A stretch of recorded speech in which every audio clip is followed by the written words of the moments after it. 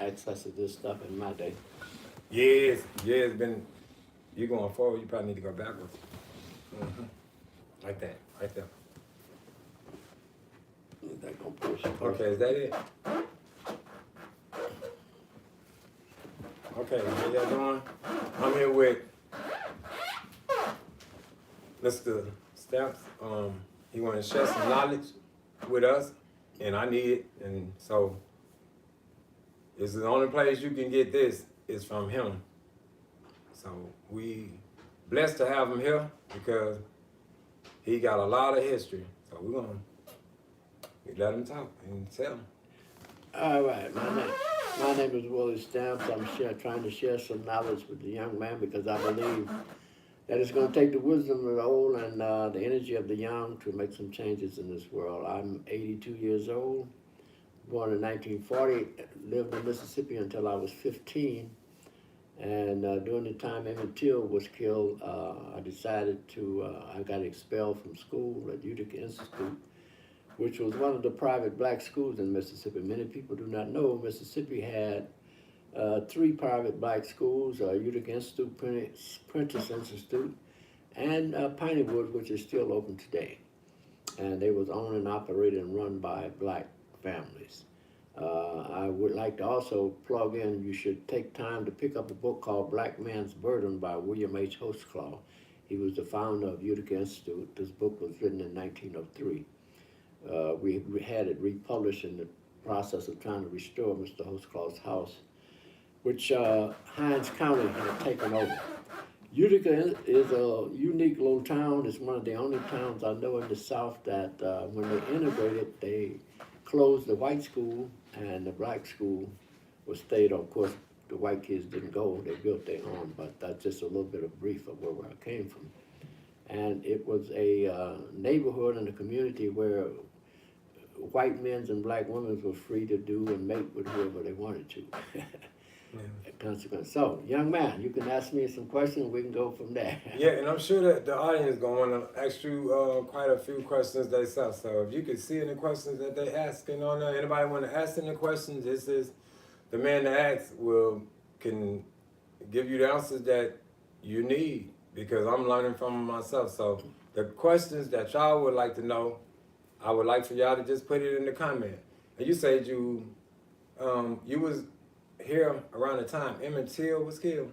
Yeah, it was in 1955. I got expelled from school that year because I had developed the attitude of walking to school with the white folks' buses riding by us. And we had some incidents where they kept their school buses on our campus around the 52 or 53, somewhere in there. The county took over the school because the Hostclaw family couldn't run it anymore. But anyway, as a result of that, some incidents happened on campus. I got expelled. I happened to be in 12th grade, going in 12th grade that year at 15 years old. So when Emmett got killed, I left and went to Detroit, Michigan, where I continued to go to school and finished. I was able to take the exam and pass and be able to stay in 12th grade because at that time, you went to the northern city, they usually would set you back. But I was able to stay and graduated. And anyway, I left Detroit and went to Chicago and lived in the streets of Chicago for a while and went to Mortuary Science School, worked at the University of Chicago. By 19, I had finished college in Mortuary Science, got married and moved to Maryland. My wife and son died at a segregated hospital 60 miles from Washington, D.C. You might want to reference that by pulling up Willie Stamps' Harford Memorial Hospital. There's quite a bit of information about that because the pictures of my wife and son now hangs in the lobby of the hospital with the story about the hospital was integrated as a result of the death of my wife and son. This happened because I sued the hospital for $5 million and in an effort to get the hospital to integrate the hospital, I agreed to drop the lawsuit. This is why the pictures hang there today, because they just 58 years later decided to recognize the fact that my wife and son did not die in vain. I dropped the lawsuit for $5 million in order to get them to integrate the hospital, because money is not the answer for all of our problems. I tell a lot of black folks that are fighting the struggle that they keep us by paying us money when they do something wrong, you know, and I try to share that fact that in 1961, I sued, but by 1963, I had dropped my lawsuit and they integrated the hospital. Those are facts that you can look up. And after that, I went on to get involved in a case called Stamps versus Detroit Edison, which was a lawsuit that went all the way to the Supreme Court. It took us 12 years. But we was working for a company that had 360 employees out of 11,000. And I became very active in the union. But if you read Stamps versus Detroit Edison, you will get more information on how that struggle went. But as a result of these experiences, I'm writing a book now that will try to explain we've got to stop the revolution, in my opinion, and start thinking about evolution. Because just to give you an example of the state of Mississippi, right now I was looking at the news today.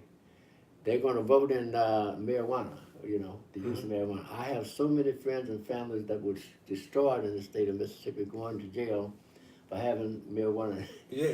The government said it was okay to smoke cigarettes, but you couldn't. But at the same time, this is a true fact that Mississippians really need to be concerned about. At the same time, during the 40s, University of Mississippi had acres of marijuana they was growing, and then United States government research was right here in Mississippi. Yeah. While they was locking up people for selling marijuana, they were shipping it out. And this is facts you can look up. Just a little town like Utica, they made gunpowder barrels, parts for gunpowder barrels. They was assembled and sent to University of Mississippi. They packed marijuana in them and shipped them to Turkey, where they put gunpowder in them, and then they went to the front lines and during World War II.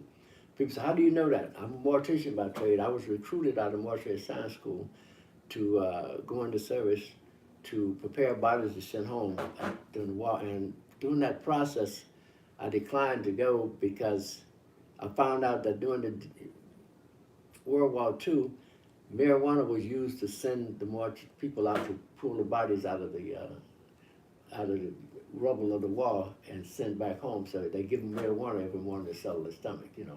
That was one of the reasons. And then they were discovering the medical use for marijuana at that time, which now they tell you, but it's been there all the time. Yeah. You know, guys like, I can't think of a white guy who plays hillbilly, you know, country music.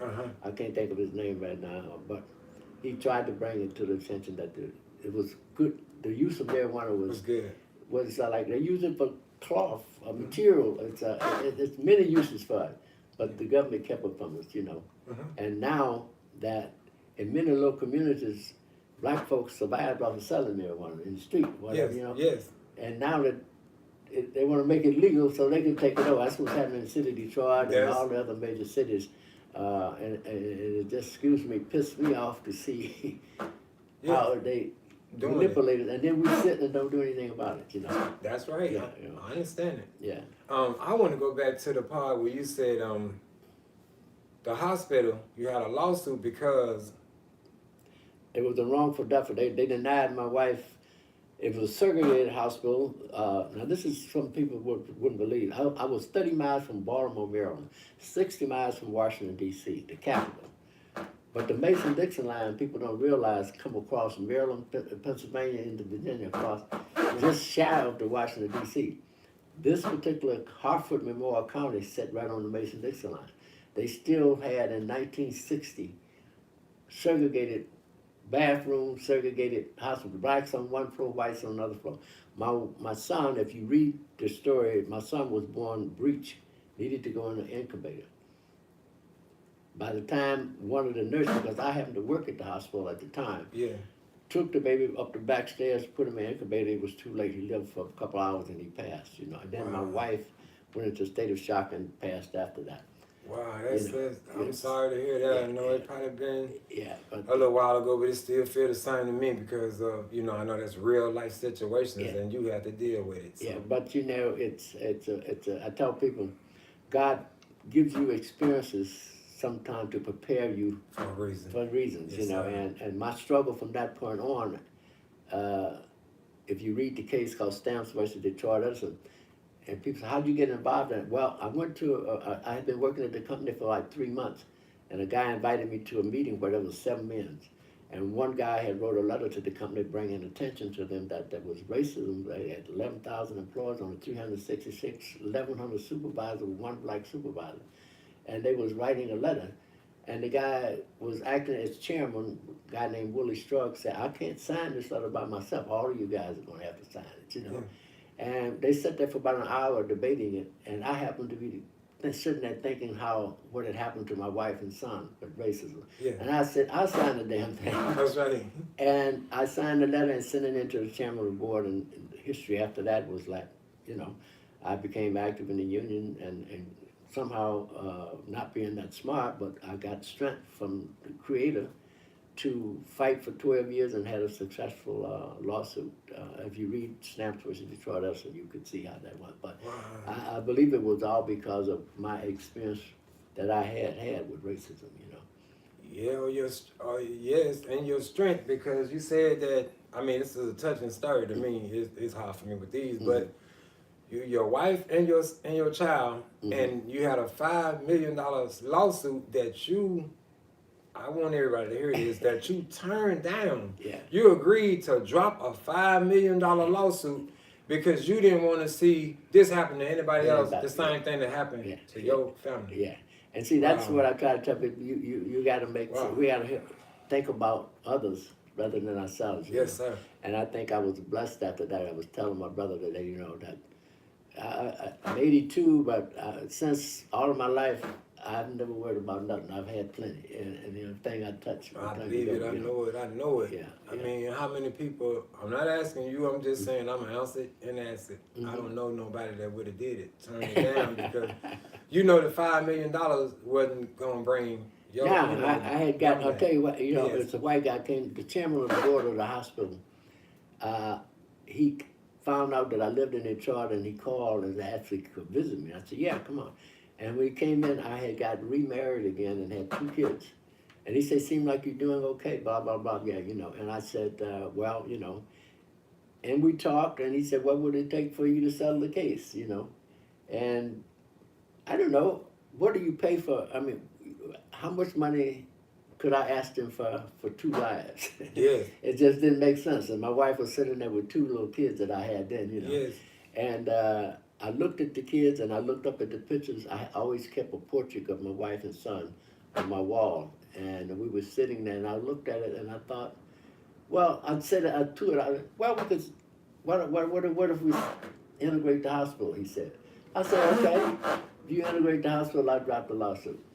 And that's how it happened, just that quick. And we shook hands, and he said, I looked at my wife's picture, and I said, you know, maybe one day you could recognize them for this. And he said, in time. It took me 50 years later before I wrote the hospital a letter and reminded him that he made that commitment to me. Yes. And it was just a miracle. He wrote back and said, we'd be glad to consider honored. And I took the pictures out, and they made portraits. University of Maryland sponsored the whole thing. And we had a ceremony.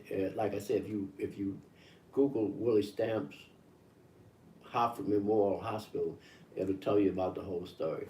That's it. And I understand that $5 million taken from anybody could hurt them real bad. So they owed you, like he said, what would it take at that point?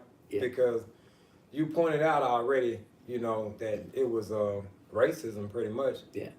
That they did. So what do you think that we could do?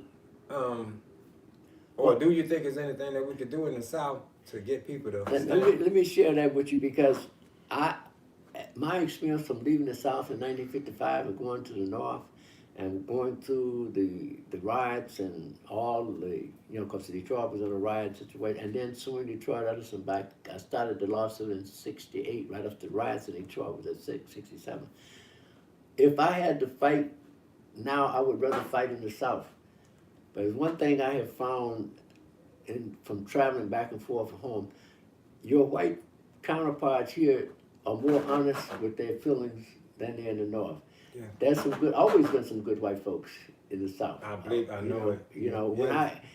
I left the South. My father had white friends. He had one guy, I'll tell you this little story. My father had a guy who was a Ku Klux Klansman, you know. Yes. And I used to ask my father, I say, how can you and him be friends, you know? He said, I'll tell you a story, son. He said, when we was about 18, we was working at the stay mill where they made these barrels, gunpowder barrels. He said, and the guy asked me to get him a black girl, you know. And he said, I looked at him and said, well, you get me a white girl, I'll get you a black girl. Yeah. And he said, he laughed and we've been friends ever since. Yes. And he explained to him that it was just a pure thing. They didn't want to mix because they wanted to keep their race whole. Mhm. But they felt they could have a child. You know, this is an interesting thing. You know, I tell people, most half-white kids was not as fortunate as Obama. I've got aunts, uncles, and people in my family that are half-white, but they was raised by black. Mhm. All of the half-white kids ended up in the black community. That's right. You know, if you got a drop of black blood in you, you're black. That's it. You know, but Obama was fortunate enough to be raised by his white mother. You know, Mhm. Yes. and we have a lot of that going today because I think that's a place to start right there is with those people that because frankly I believe that my God that I've served is the process of I'll tell you this little story. I went once to visit my brother who was in a mental institution, but he was locked down with a professor from the University of Mississippi, white boy, Jew, whatever. But anyway, when I went to visit him, at that time I was a minister, and I had just finished a sermon that day at a little church in Utica, Mississippi. And he said, what was your text of your sermon today? I said, who am I? You know, because they caught me off guard and I hadn't prepared and I took a text and I ad-libbed, you know, because I had been taught to do that as a minister, you know. So when he asked me who was I said, I don't know. He said, but I mean, on my birth certificate, it says a Jew. I'm a Jew. And my grandfather's birth certificate says a Jew. And my kids and grandkids. It says, what do your father's birth certificate says? I said, I think it says colored, you know. Mhm. He said, your grandfather. I say, I think it's spelled N-I-G-G. He said it was trying to spell Negro and put, you know. Yes. And he said, so what's your kid's birth certificate? I said, black. That's what's on there. He said, and you got any grandkids? I said, yeah. He said, what are their birth certificates? I said, Afro-American. He said, aren't you lost? Yes. So he turned around, he said, so if you lost, what's the first thing you got to do? I came up with all kind of answers, and finally my brother was laughing. He said, listen to him, buddy. And I said, yeah, so what, I give up, what would you do? He said, if I was lost, first you got the thing you got to do. He said, you never been traveling on the highway? As long as you think you know where you're going, you're going to keep getting lost. He said, the first thing you got to do is admit that you lost. And he said, your people, until they admit they lost, they're not going to find their way, you know. And that's right. And that's when I began to do a great deal of research on religion. And as a consequence of that, I ended up leaving the church, you know, and haven't been back. Yes. Yeah. And the religion taught you that a lot of churches are lost. Yeah, well, doing this interview in Maryland, I'll never forget, after the interview, I interviewed two young white men in college at Harford Memorial Junior College. They had some kids, and they interviewed me like we're doing today. Yes, sir. And one of the young white men said, Mr. Stamps, say, one thing that I can't understand is how, he said, if you take the example of Amazing Grace, he said, y'all sing that and you cry and you mourn. He said, it just gets me, and he's a 19-year-old college student. He said, I can't understand how you can, he said, you know who wrote the Amazing Grace? And I had, yeah, I know. I said, it was a slave ship captain. He said, yeah, he just thrown 5 or 6, some bodies over the lighten load of the ship. And he set up and felt bad about it as he wrote the song. Amazing Grace is singing for a wretch like me. He said, but y'all sing that song and get all emotional and stuff. He said, I can't understand how y'all can serve the same God that he served, you know. Mm-hmm. And it touched me so that I had never really thought about that, you know. How could we really be serving a God that the Ku Klux Klan pray to when they get ready to lynch somebody, you know?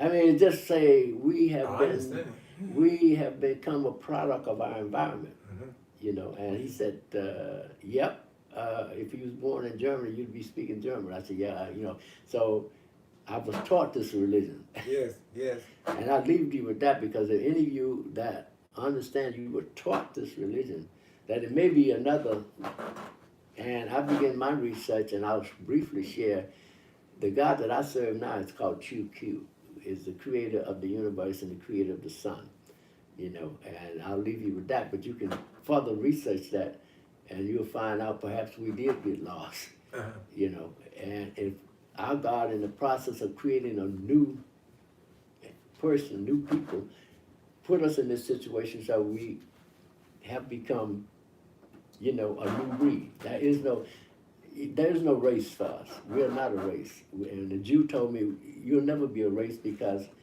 there is no ethnicity in where you came from. That's right. We are mixed with Indian. I'm mixed with Indian, hillbilly. My grandfather is half white hillbilly. My great-great-grandfather. Yes.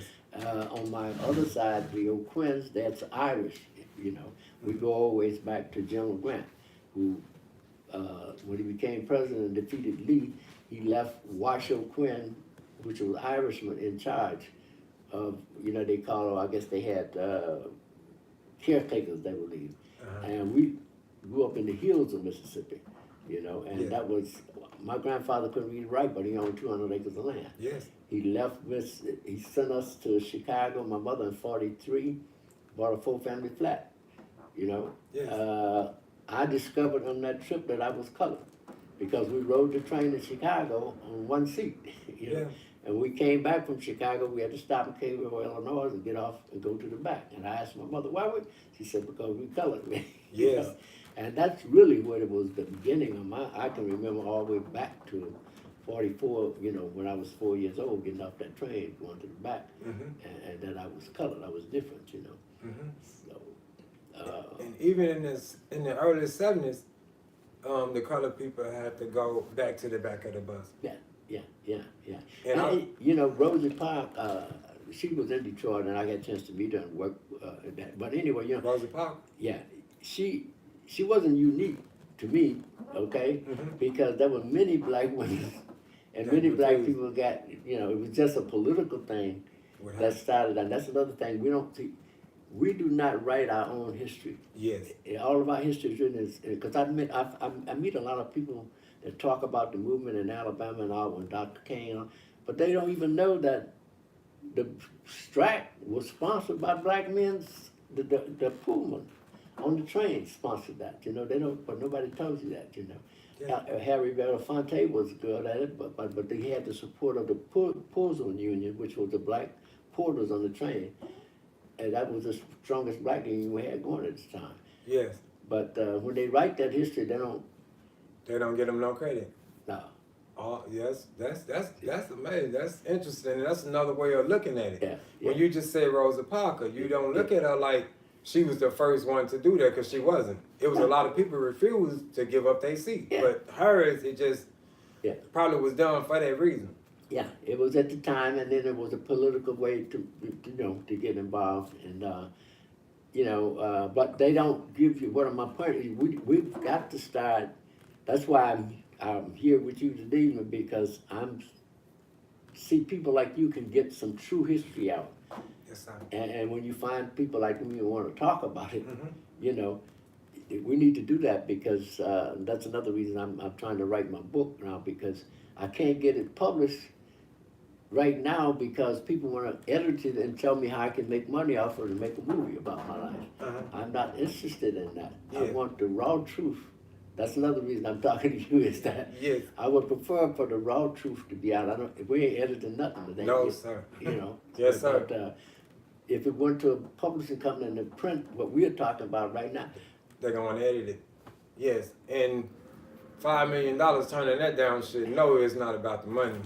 I mean, you just want the truth out there, and I think God sent you because I want the truth. I want the real truth. Yeah. And that's what we need. It ain't gonna be no other. Well, see, it's a power trip. I was telling Dr. Shepard, as I mentioned, you know, in her situation, the truth. I'm right now. I'm involved with fighting AAA. The truth to the power. When you get the truth and you know the truth, you don't suppress it. You know. Yeah. You can't change it around. You know. Nothing. You can't cover But someone yeah, else. so if my brother said, well, you don't want to expose folks. Have to. You have to. Yes, sir. If they're not doing what they should be doing, the Yes, sir. truth should be told, Yes, sir. And people say, well, she's probably doing it for selfish reasons. Hey, you get started defending yourself for your own person, Yes, sir. And like when when my wife died and my son died, my first thing was, let me still do it for my, Yes. But later I realized $5 million ain't gonna help no other black people in this community, but if they integrate the hospital, when we talked about that would, It's gonna help everybody. yeah, and it's many, I forget, they did, at the ceremony there was thousands and thousands of black young women have went to that hospital since then and got equal care, Yes. and that meant more To to you. me at that time, that was my way of thinking, but, Yes. and I've been blessed for that, I believe. And I can understand it, Mr. Stamp. I know that was the right choice, but I still gotta say that is powerful because you still saying $5 million. Yeah. Back then, in 61. And you saying it like it's nothing. Oh, yeah. So I know you can imagine how many people wouldn't have turned that down, Mr. Stamp. Oh, yeah. So that's how God showed me miracles that I pray for. Yeah. He sent me people that do something unbelievable. I never thought in my life I would hear that from Yeah. somebody that I could sit right beside and willing to tell the truth and concerned about the communities. Yeah. They turned away, and I know you did this. Is everything that you talk about? You got a whole paper trail. Google it, and it's there. Yeah. That's powerful. Yeah. I asked for these signs, and God. Well, showed. right now, and I can share this with you. I think I emailed you the stuff. I had a vision about how we can, come together because you see, families can't come together now. Brothers and sisters, it was 7 in my family. The 4 younger ones, 3 younger ones have passed. We have 4 older brothers. My brother Jay is 85, and I'm 82. And it's difficult for us to get along and agree on anything, Yes, sir. So we can't do it among our families, and it's because we're all in different environments. Like my brother left Utica and came here in 57 or 58, and he's been right here in this town ever since. Yes. He dedicated his life to that school over there in Yes, Cleveland. sir. Yeah. And he's seen it go from segregated to integration. Yes, sir. It did. And they went through a lot with that. I went to Detroit. So my environment was totally different, Yes. By 56, I was in the streets in Chicago. I learned how to survive. It was totally different than what he had the profession, Yes, I understand. So, many families have had that environment. So when you bring a group of people that have come from different environments, it's difficult to come together. And they got different beliefs. They go to different churches. You see, I mentioned this to, I think you earlier, the thing that upsets me now is that the haters, I call them, when I see people like following Trump and the people that broke into the White House and all that, those are a group of haters, but they are organized. Yes, organized haters. That's how Trump was able to lead them. But the lovers and the Christians, they're all divided. On Sunday morning, we all get up and go different directions if they go to church. Yes. But if Trump's folks, I don't care where they go, they push a button, they there. That's right. That's right. Yeah.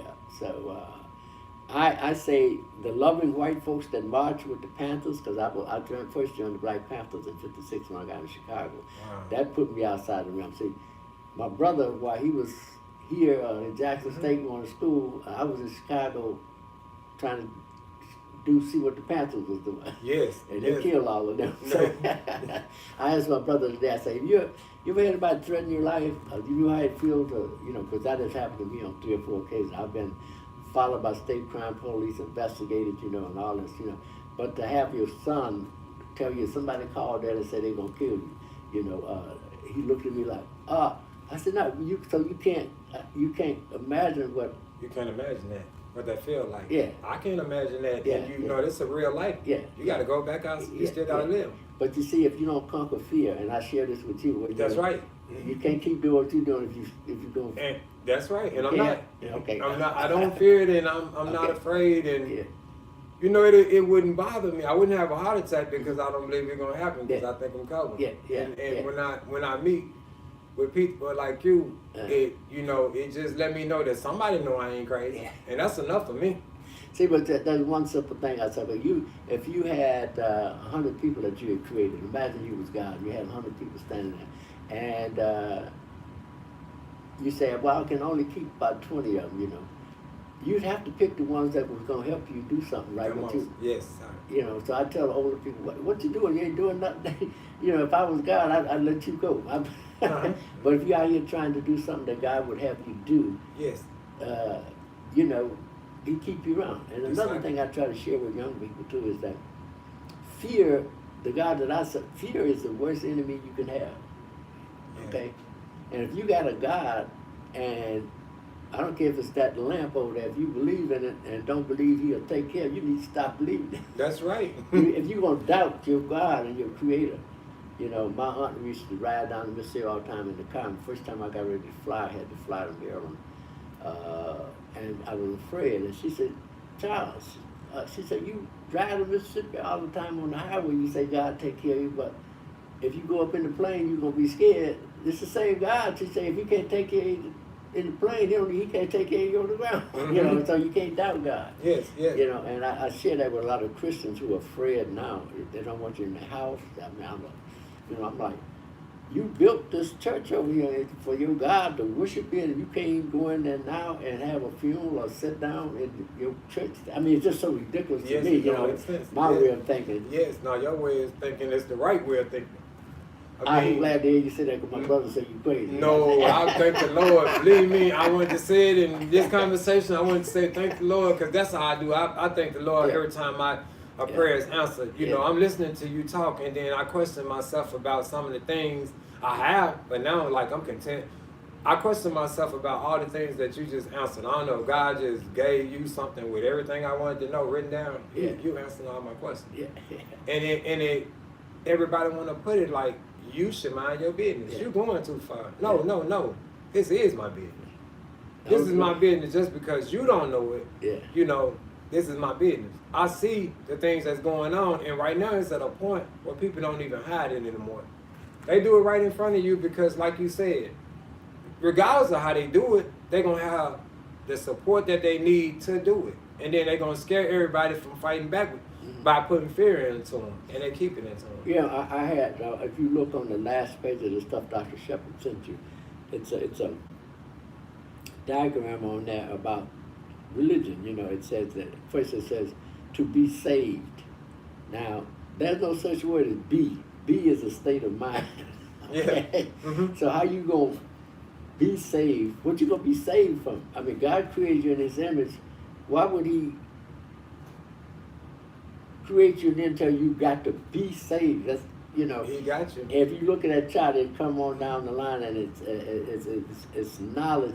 They have the preacher the disbursement of the knowledge that the scholars have gave them. Okay, and they disperse it in different ways.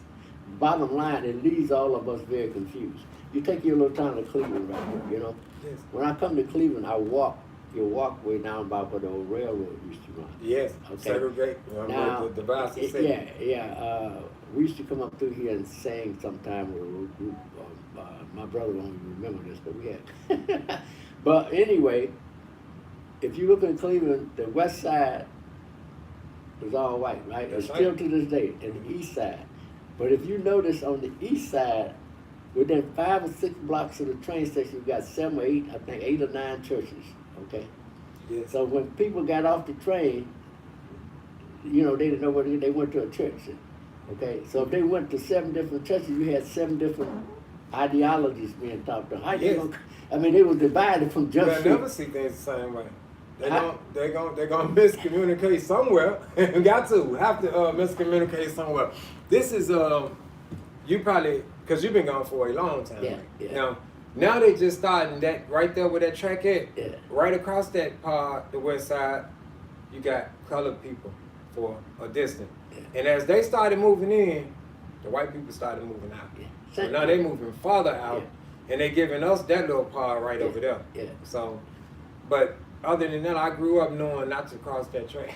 And it's a shame to, for me to grew up in the time when you was gone, and then you know how bad it was there, so it was worse there. Yeah. Although, like you said, it was worse there because it was better because you could do more, but at the same time, if it was something that you wasn't allowed to do, they was more serious there. Yeah. And they still did more, like you Yeah, said. well, yeah, like I said, racism was harder for me to deal with in the North than it was in the South. Yes. Because in the South, I knew my so-called place, and they had signs up telling you if you didn't know, you know.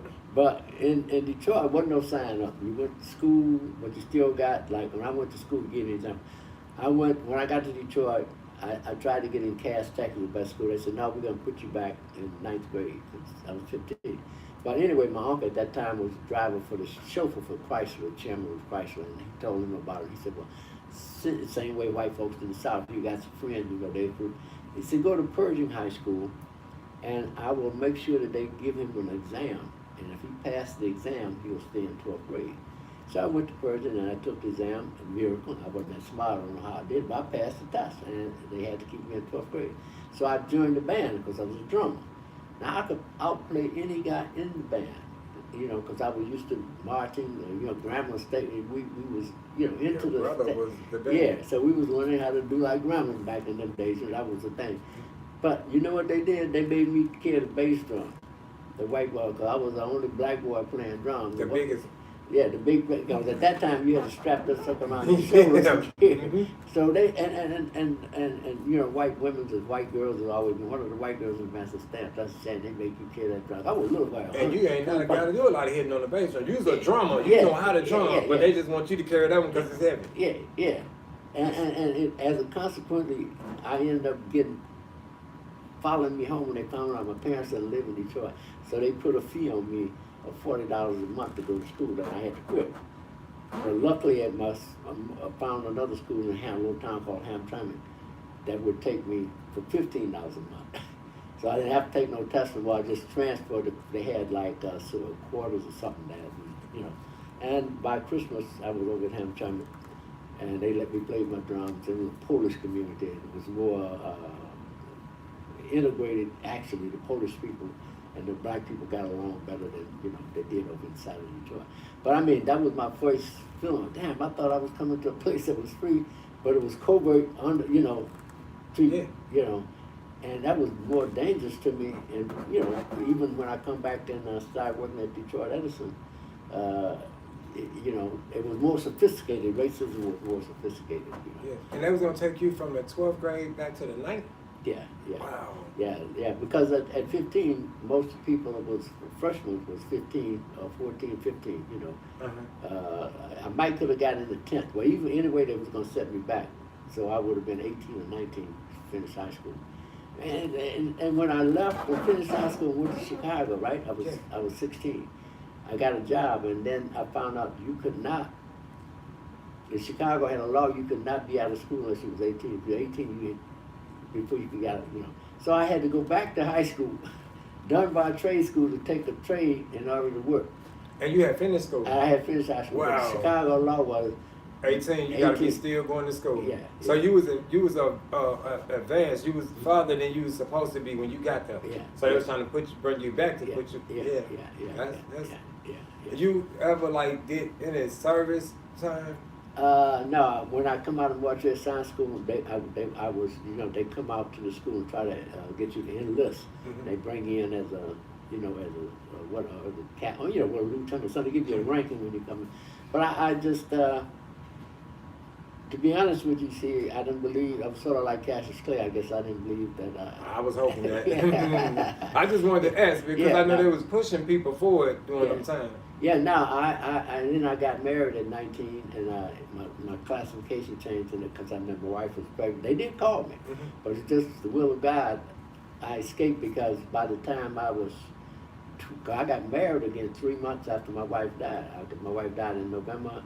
I got married again in March of the next following year, and I got married in 61, so by 65 I had 4 kids. How you do that? But I had a child in 61. After I got married in March, my child was born in December. And then in 63, I had another child, you know, that was when the guy came and we integrated hospital. And then in 65, I had 2 in 1 year, one in January and one in December. Yeah. So when then being married from 61 up to 65, I had 4 kids. So Wow. Uncle Sam didn't want me. Yeah, they did. They finally put me down, and they, you know. Yeah, they brought the pay out a little bit. Yeah. Yeah. But I did work for the VA during that time. You know, I was a dean at a VA hospital in Ann Arbor, Michigan. Yeah. So, can I ask, like, if what do you think? You know, just for any city over the world, by not just pointing out one of them, Mm-hmm. do you think it's a problem with like racist white people when black people killed each other? Do you think that that was going on in a city where white people was racist? Do you think that'll bother them in any type of way, the white people? Well, you know, years ago, there was this article somewhere one of the Ku Klux Klansmen wrote and said, well, we don't have to kill them anymore, they'll kill themselves. That's right. That's right. So that explains you that. know, yeah, and that was a true fact. I mean, this is actually the attitude of some whites then, that you know, they give us a little freedom and we kill ourselves. That's it. Yeah, and we're doing that right now. That's a sad thing in Detroit and most of the cities in the South that I read about it. Because, in my opinion, young blacks now, you're so confused. And they don't go to church and get the moral values that the church tried to teach, because from the pulpit on down, they see, you know, my thing is you can't live, if you live a lie, the truth will kill you. And that's what I see us doing, not trying to live a lie. And I left the ministry because I couldn't live a lie. You understand? I told my brother, he said, yeah, I had 3 wives, man, you know? Mm-hmm. And when I was a minister, I had to run from women. Yeah. You know? And then when I finally figured out I can't do this, you know, that's how my transition took place. Because he said, I said, you don't have to tell my wife nothing, because she knew. And I never lied to her. I told young men, I said, don't lie to your woman. If you can be good and be one man's woman, be that. But if you can't, be honest. Say, That's it. You know, because women do it too. Yeah, the truth is. You know, women have 2 or 3 men if they want to. Some of them, we're created, they meet their needs, you know. You got to meet what's for Yeah, you and be honest. Yeah, be honest, you That's know. it. And I found that, and a lot of guys come, yeah, I said, yeah, a woman will accept you for telling the truth more so than a lie. Never going to accept that lie. Yeah. When you hide and then when something, she catch you, you gonna lie about it. What do you expect her to do with it? You got to continue to lie. You know, so, but that's another struggle that I have with, when I teach young men, when I talk to them, you know, it's fine if you can be that way. That's a good thing, and I bless you. But if you can't, then don't lie about it. Because everybody that wasn't created and during slavery time, if you research, they used men to create, you know, a lot of guys got into that in the slavery time. They make a man or whatever, I get the name, but the man that's a big strong man, the slave master would have him go around and have many babies as he could. Yeah. You know, so we were programmed into that. That's a big man, that's a man, you know, in the city, the pimps and all that, you know, this is a big thing to do, you know. Yes.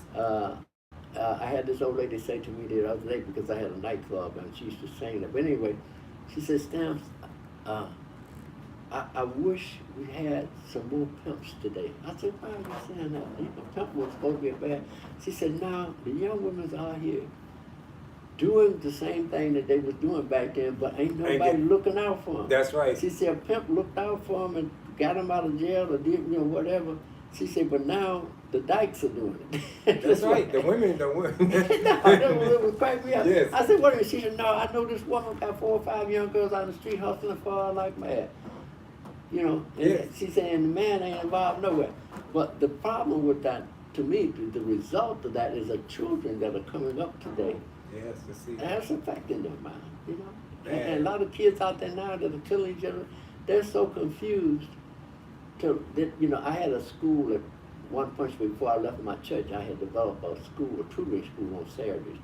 And we had about 50 kids, tutoring them in reading and math. Because in my day, I believe that arithmetic and math, if you know how to do arithmetic and read, you could, and especially now with the electronic thing. If you can do arithmetic and read, you can go on the computer and do whatever you want to do. That's right. You know, so I tutored them, but I had trouble out of the boys a lot of times when they would act up in their class. I'd bring them into my office and talk to them. And I found that one of the biggest problems I had with young men when they would come in, they would go bad at their mama about it. And it normally turned out that the woman had some man at the house that night, or had 2 or 3 men coming in, and it left the kid with an attitude. And that's one problem in our community. Men are not raised by men, and women can't raise a man, in my opinion, you know, to be the man that I That's right. That he needs to be. believe that he need to be, you know. Yes, sir. So, and that goes all the way back to, you might have watched the movie Color Girl. I mean, when they brought in welfare, they took the man out of the, you Yes. know, and we got trapped up in that whole process. So consequently, you know, to me, the greatest commandment God gave as man was take care of your women and children. That's right. You see, the man is blessed to have the seed. That's all he got. Yes. He plants the seed, the woman takes care of it and bring it, and he disappears. That's bull. You're supposed to stay, yeah, and we don't do that. That's right. So, to me, I tell a young black man, older black man, I look at him and say, man, we have created this problem ourselves because we haven't been men, you know. That's right. I mean, if we go back in our history, we'll find the guy said, well, I had 3 wives, but each one of them had kids, they called me Papa.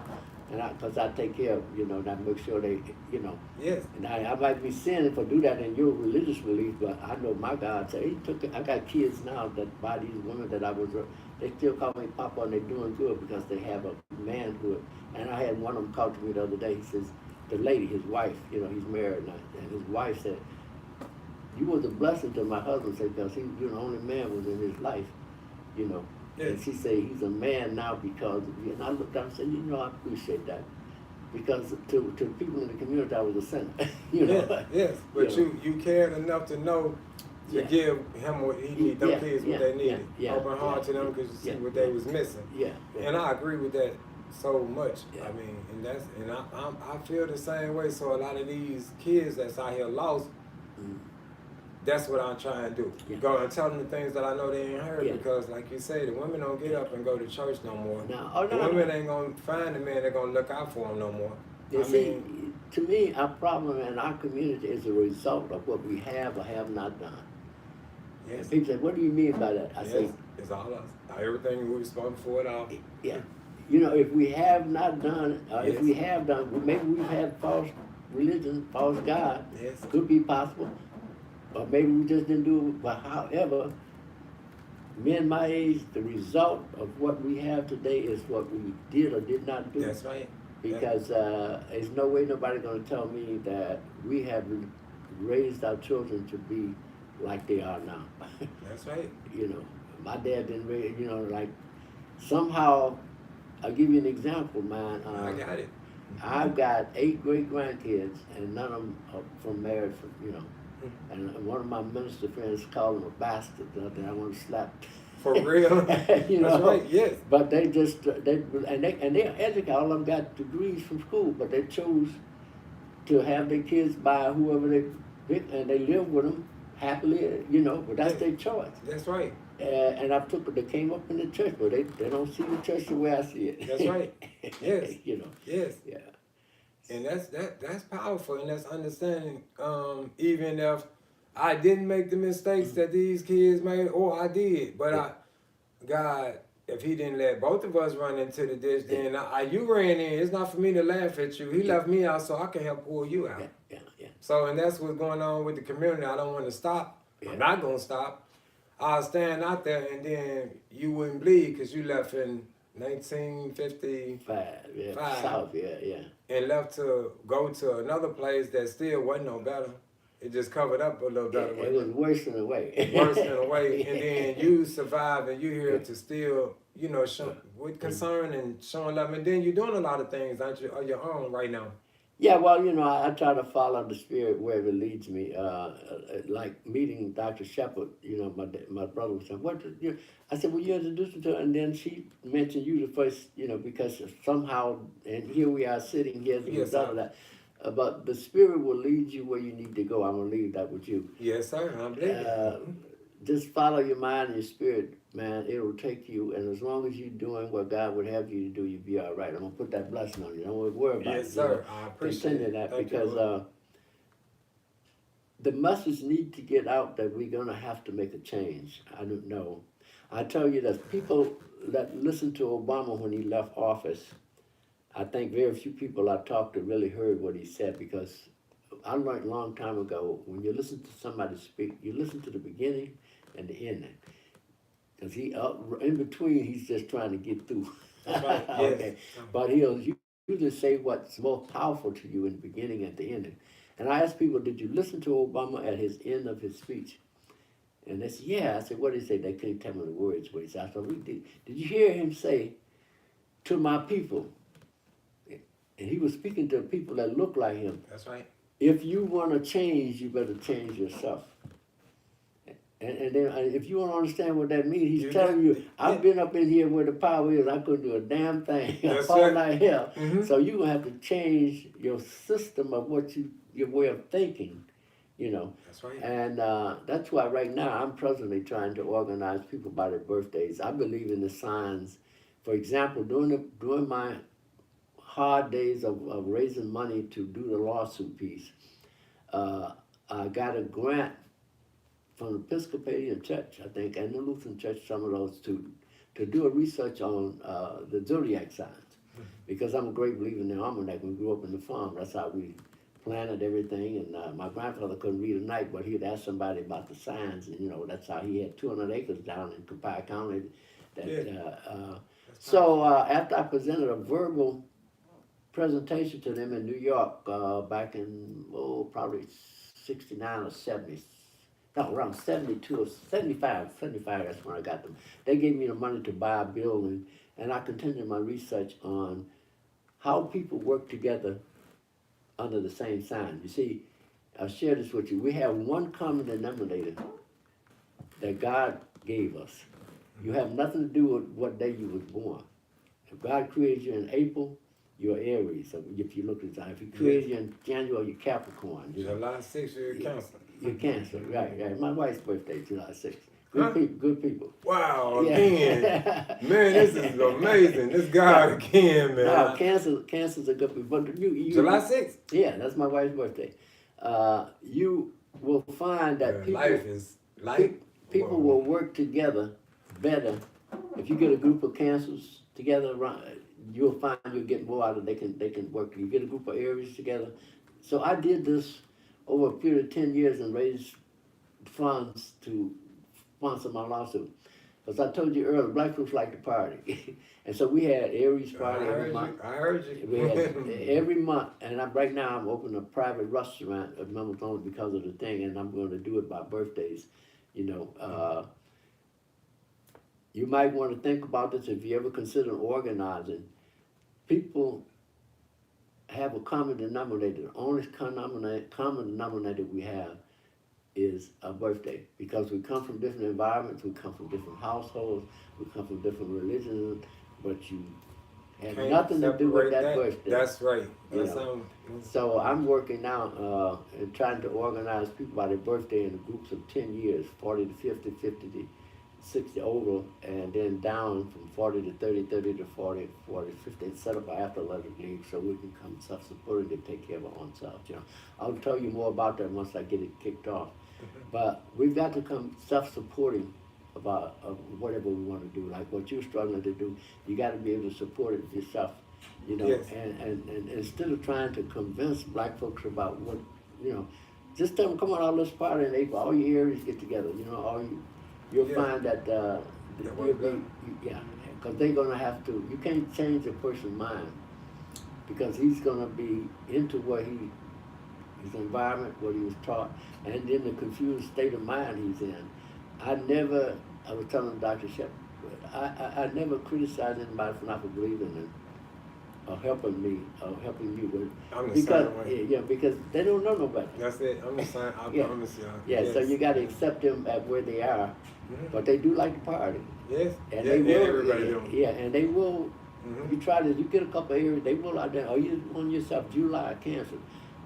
Talk to some more Cancers, you'll find they might be more apt to be into what you are into, you know, or understand what you're doing, because you have that birthday. At least you can talk about the birthday. Yes, that's it. Yeah. You can at least relate there, connect them. Yeah. And that is That's powerful, but it's got me stuck again. Every time this happened, you said your wife's birthday July 6th, and then that's just not a coincidence. Like to me, I mean, God just I always ask for a sign, and I always get it. Now I got more than one. Since I talked You to you, believe in that? yes, sir. Okay, that's Yes, sir. I believe in Dr. Shepard. I think that wasn't a mistake. I know you wasn't a mistake. I mean, I always end up a lot of things I pass by that sound good to me, but it's spiritual things that pull me to. Yeah, well, I haven't been wrong because I wanted to go the right way. And as you travel your journey, you will feel and see the signs. Just keep yourself open to anything. Don't close yourself off. And you see a drunk lying in the street, he might be able to tell you something. I just did that today. Yeah. I don't close myself. I mean, yeah. I thank you for real. I be needing the answers, and at the same time, I try to go on and do like what we doing now, what you doing now, trying to lead the people, but at the same time, this still became like this was for me. Yeah. Again. Yeah. And it always. I'll keep you in my prayers, and anytime that you want to share something with me, you got my number. Call me. Whenever I come back through here, we'll get together again. But when I look at you and you smile, it's like, okay, you for real. Yes. Oh, yes, I'll tell you this, I'm saying, I got a grandson. I say, man, when we were in the South on the farm, we thought we was poor. But I'll share this with you, and I tell any man, your greatest wealth that you have is your word. That's it.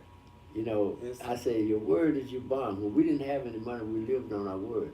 My grandson said, well, Pop, he say, today we get out with the fellas and you tell you you're going to do something tomorrow. He said, he wake up tomorrow morning, he be so high, he even forgot what the hell he said. I said, but if your word ain't shit, you ain't shit. Yes. I mean, that's just the way we had to go up. And I tell young men today, because I find that their word ain't no good. Yes. And they have good intentions, but they can't keep their word. Yes. So we're going to have to reach back in the old school and get what was good out of the old school and bring it to the new school. That's right. And that's what I'm about, trying to really get the young people, because I can understand how young people are confused, really just from my experience with religion. I very well understand how young people are confused. And I do too. And that's what made me came back up from them, because they don't, Well, let me ask you that question. Because I need to do this in my journey. What do you think would be a better approach to young men today? I mean, how because they're so far outreach now, they scare me in a sense, but not because they don't scare me because I'm not afraid of being fear, but I mean, I'm really concerned about where we headed, especially I got most girls in mine. Out of 8 great grands, I got 6 of them are girls, and I don't see our young men getting anywhere close to being responsible men. They get, that's frightening to me. So what's your opinion on that? My opinion is what you just pointed out and what you just said. You see how far they are gone, and you still willing to do it. And so you are the man to do it, and you're gonna do it, and you don't have no fear, and you know that they are capable of doing anything, and is capable of turning back to you, but you covered, and you know it's not gonna happen. They don't have a reason. It's so dangerous for me to a lot of my friends are still ministers and go to church and stuff, and they get up with their Bible, and if I tell them the truth of what I have, see, to me the truth can, remember this is good for you too, the truth cannot be told or interpreted. The truth can only be discovered. That's it. Yes. So you can't tell nobody the truth. You can't, and the minister can't. You have to discover it for yourself. So I'm trying to figure out how can we get young men to discover the truth. When I don't know if it's because we don't know it ourselves or what it is. I think if I know for a fact that sitting here talking to you is unlike talking to anybody else, and I heard all the truth, and how you talking to me right now is how I talk to the people in the street. Okay. You just gave me a testimony that you wasn't always the humble guy that you are, and you know everything that they know, and you don't think that, you think that's nothing. You got to get out of that. That's nothing. I did all that, and that's what they relate to. You've been there. You just mentioned Black Panthers.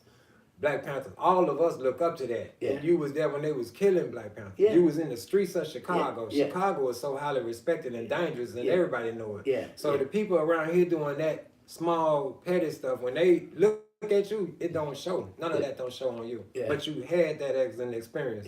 And this generation don't want to talk to you if you ain't been through it.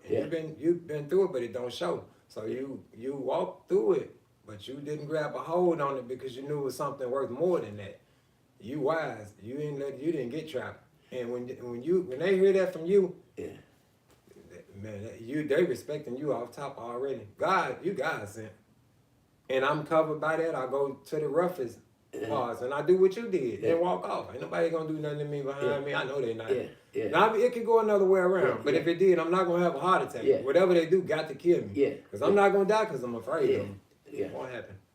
Yeah, well, I because when I talk about religion, I'm gonna share with you the truth about me and my thing of religion happened after being in church for many years, And right now, I would like to share with folks like the missing books of the Bible, for example, the 12 missing books. I became concerned about that, and once I got them and read them, and once I got the knowledge that King James was gay, he was a freak, he molested kids, and then I was in the Catholic Church for about 20 years or so because the Catholic Church was the beginning basically of religion, and everything else spin off of that. And I found out that they left many parts of the Bible out, I'm going to give you this one example, and you can share this with some people if they get the question about the book. You just celebrated Christmas, which is the biggest lie, in my opinion, that ever existed, okay? Yes. And you can research and find out it was a pagan holiday, and there's a minister put out a thing called The Verdict is In. If you get a chance, you ought to check that. It was on YouTube one while we took it off of Reverend Haynes out of St. Louis. During the time I left the ministry, there was a lot of ministers leaving, and some of us started coming together. But he went on to document a thing called The Verdict is In, to tell you how big a bullshit that is about Christmas and Jesus and all that, But there was one thing that I would share with you that I read in the 12 missing books was when they talked about Jesus and the story, they said the 3 wise men. Now they've always told that 4 corners of the earth, Yes. So what happened to the 4th wise man? Yes. Okay, but they took that out. It was in the Bible, original Bible, but Paul wrote in the missing books that there was 4 wise men that the king called, and it said, what is the greatest source of power I have? The 3 said, one said diamonds, one said the land, and the other one said gold. The 4th wise man said woman, and he said prove. He proved to him what the gold would do, he proved to him what the diamonds would do, and he proved to him and when he got to the 4th man, he said, what? He said, you let the queen stop sleeping with you and you see where your has to be. There you go. So he took that, and then he conquered the world with women. He sent them out, and you hear about the Jezebels, and they swiped their head off on the sword. All that was man taking over and using a woman to take it over. But the woman is waking up now, she's realizing now. And it's a simple thought, how you gonna have a seed and if you don't have nowhere to plant it, ain't gonna come up. That's right. So they say, who was here first? Man, it had to be the woman. If I was gonna create life again, I had to have the woman. You got to So look just at it. take that and say, something's wrong. We got something screwed up here. If you want to celebrate Martin Luther King's birthday, you wouldn't have no lie associated with it. No. So if you celebrated Jesus, why you gonna lie about Santa Claus coming down to Christmas? That's right. My That's daddy right. found my toys in the car when I was 7 years old. My cousin showed it to me, and I approached my dad. He said, well, it's just tradition. I'll just do it because everybody else do it. He said, if you don't lie to me, I ain't gonna never lie to you. That's it. That's right. My dad was very close after that. But like I'm saying, why would you associate a bullshit lie like that with a man supposed to be great as Jesus was? That's right. I mean, I'd be insulted if you come with some kind of lie about Martin, tying that into him or Martin or Malcolm or any of them, Yes, sir. You see what I got for Christmas? I got life. I don't want it. I don't celebrate it. I don't care for it at all. Well, And I want other people to be happy. If I can help them enjoy it, they want to believe it, I would do it. But see, that's a bridge we got to figure out how we can cross, though, because as long as we are not able to be unconfused about who we are and what our purpose in life is, Yes. because I mean, some ministers I know party and drink and whore around and do just as much as anybody, but they'll get up there and tell that lie on Sundays, and and young people ain't mind that no more. No, they You know, not. you They know. not. And They see, running no more away from the church. And if I would tell people what I did when I left the church, I poured gas on the Bible and burned it up. And Yeah. I've been blessed ever since. For I've real, been free yeah. ever since. That's been 20 years ago. Mhm. You got it. 25 years ago, You got to be, and what you're saying, it might sound. I want people to catch it and understand it. You're going to heaven without that church or that Bible. Not encouraging nobody not to go. Right. And I don't. Yeah. I tell them, but this has been my experience. Yes, And if and you I stop and understand think your for experience. yourself and figure it out for yourself. Yes, yeah. know. So when people do walk in the church, I think the pastors and all can consider, if they run across this video, just be more for real when you get people to come in there, because they don't have to come. Don't get in there and. Because a lot of people I interview and talk to, I say, where you go to church? Well, it's like this. It can't do no harm. If it don't do me no good, it won't do no harm. And everybody else is doing it. They're not even serious about it. That's right. And that's not a good enough reason to keep them interested in going. If they do go, they're not going to ask the rest of the kids or nobody to go, because they, like you said, they don't even have a joy for going. It just ain't nothing else to do. Nothing better to do. You ain't a lot of shootouts in there. They don't smoke a blunt right in the church and all that. But that's all it is. When your bills due, none of that, nothing else to help you. And y'all can pray for myself for free. Yeah. So when the people do get them in there, they should do more. And these people that got the churches, a lot of time they got what it takes to help in the community to reach out to these people. Yeah, the concept that they have is the reason they are able to build these multi-million-dollar churches and fly all over the city. Y'all, man, come on, you watch them on TV, but they all got their hand out. That's right. You see, I'm telling you this, and I'm gonna close out with this. Okay. Any community that is built, you have to have three components. You have to have a church, a bank, and a jail. Okay. Once you get them three components, you got a community. And who controls the bank? Controls the other two. Yes. You got to go to the bank to get the money to build the church with. And he said, if you got some members, I give you the money. And he controls the jail with the political thing. See, Yeah. so and that's all the community is, That's it. And the law is a force. You got to look at the law as simply a force. It forces you to do whatever you want to do, wrong or right. Because the law can be this way today and that way tomorrow, depending on who you is and how much money you got. So That's ain't right. no such thing as law. Ain't no God's law in that. At all. Not at all. It's built up to change it anytime they need to. Yeah. You just said it. Yeah. And that's So what I it is. use the law to force somebody to do what I want to do. That's all. Yeah. Because if not, they're gonna make me do what they want them to do. That's right. So, but anyway, I'm I feel good. I'm glad I came out to talk to you. I hope it resonates with somebody. But I would like to emphasize, we got to change. We got to change our way of thinking, our system, whether it be religion or whatever. But we can't, you can't. At 82, I say I can't keep continuing to do the same thing and get this. It's insane. The definition of crazy is what? Insane. Is what? Is to keep doing the same thing, expecting different results. Yes, it ain't gonna change. That's crazy. Yes. So we crazy to keep doing what we doing. And I look at these politicians and all that.